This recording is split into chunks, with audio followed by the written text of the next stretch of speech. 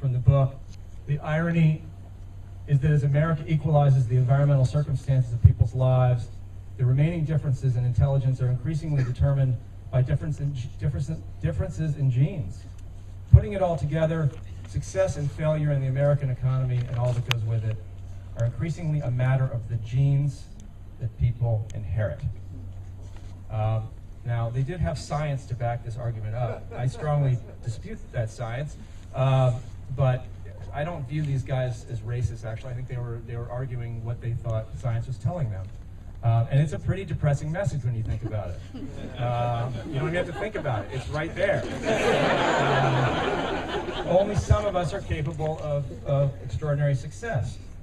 Well, I spent the last several years researching for a book that was just mentioned about the science of human potential. And I'm going to spend the next 14 or 15 minutes explaining why I think that these authors of the bell curve actually got it dead wrong. So we're going to start with a story about rats from 1958. You got your rat dopes. I didn't think this was a funny slide when I made it. Wait till you see the cat. You think this is funny.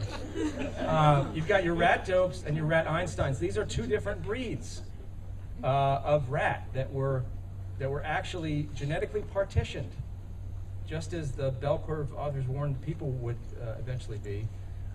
They're genetically partitioned for intelligence. So over several generations, these rats, these two different breeds, were raised for two different kinds of intelligence.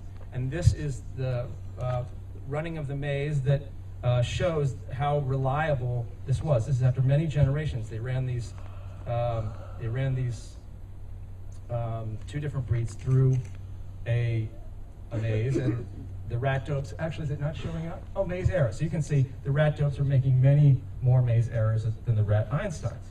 So what these researchers did at the University of Manitoba in 1958, they took these same two groups and they wanted to see how environment affected the outcome. So they raised new generations from each breed in a rat slum. Imagine, I mean, a rat cage is already kind of a slum, but imagine it much, much worse. Very little light. Again, this is not, glad that you're finding this funny, it's true. Very little light, no way for these rats to exercise their brains or their minds in any way.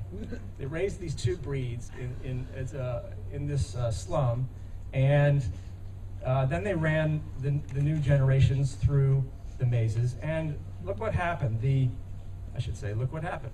The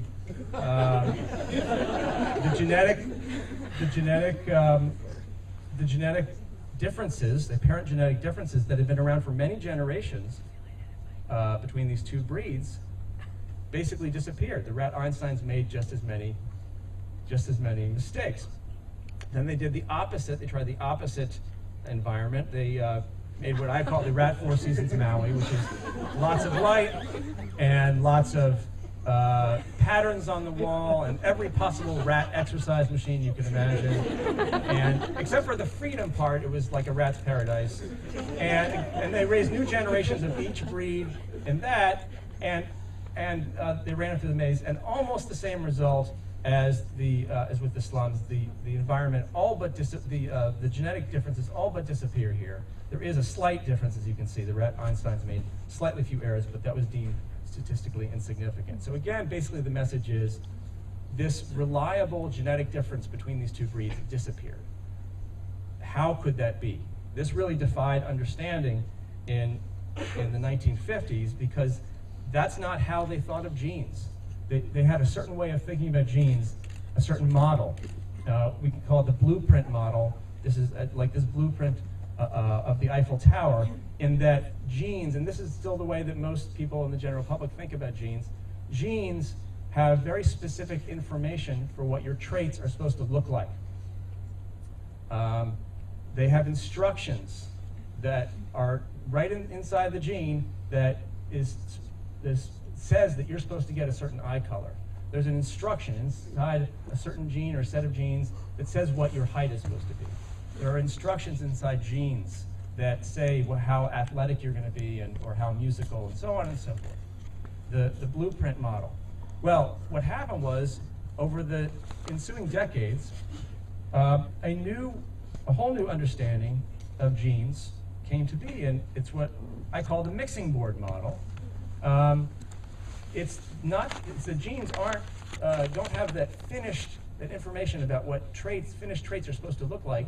Instead, genes do have instructions, but they're more like knobs and switches. They get turned on and off all the time. Scientists call it gene expression. So genes do have instructions, but how those instructions are carried out actually depends very much on other genes and also signals from the environment. So you can never say that a certain gene is going to absolutely produce this certain outcome. I shouldn't say never. Very, very rarely can you say that. It's really, and what we've come to understand in the last 20 or 30 years is that really everything about genes is about gene expression, or epigenetics is another way to say that.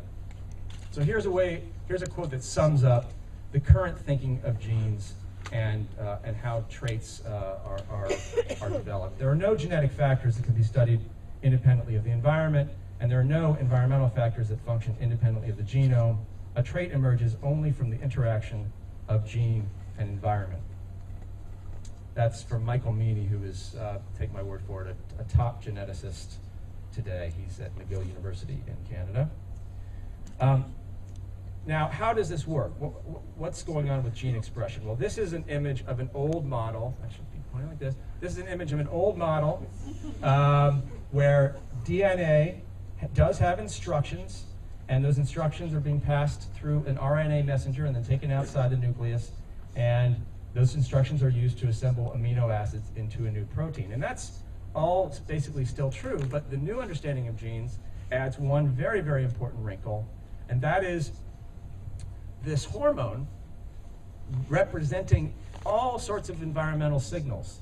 Any signal at all inside your body can talk to, can kind of interfere with the communication of the DNA and the RNA messenger. So yes, these instructions are coming down from the DNA, but how they're actually going to get carried out into assembling amino acids into new proteins is actually going to be affected constantly by signals coming from the outside, both from other genes and from hormones and lots of other things. And of course, we all know that everything we do on the outside of our bodies, every thought we have, every food we eat, every activity we make is going to affect our body chemistry, so we are also affecting gene expression with everything we do.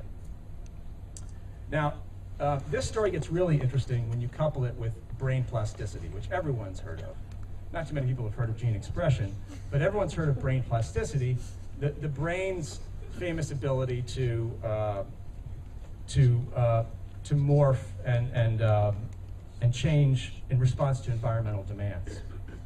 I'm showing this picture of a London cab because in 1999, there was a neurologist named Eleanor Maguire who took brain scans of London cab drivers.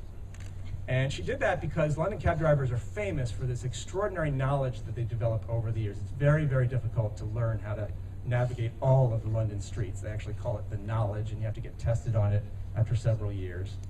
And so it's a rather developed skill. And she wanted to see if she could see differences in the brains of London cab drivers. So she did some MRIs, and she compared the cab drivers' brains to non-cabbies' brains. And in fact, she saw exactly what she was looking for. There's a part of the brain called the posterior hippocampus that actually allows for our place memories. It's kind of our internal map in our brains of how we understand the world outside of us.